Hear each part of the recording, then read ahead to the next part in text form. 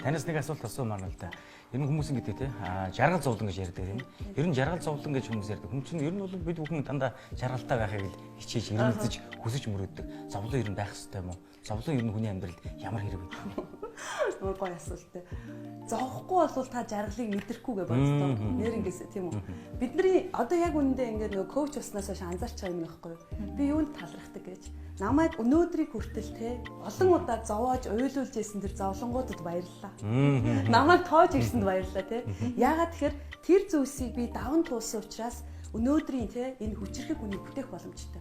Унжил байдаг, босчл байдаг тийм үү? А бид нар энэ нөгөө нэг зовлонгоо зовлон гэж үзээд ял шиг хүлээж аваад байгаа шүү дээ. Яагаад намайг энэ ингээд дагаад байгаа юм бэ те? Би яатсан юм бэ гэдэг үе айгүй хэлдэг.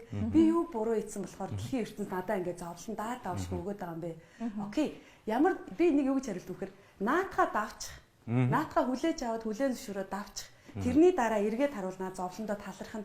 Наад чинь таны дараагийн төвчнөр хүрэгдэг зүйл шүү. Тийм учраас зовлон заавал байх ёстой. Боддоо 365 хоног жаргадаг хүн байт юм уу? Байхгүй шүү дээ. Бурхан багш байсан ч зовно шүү дээ.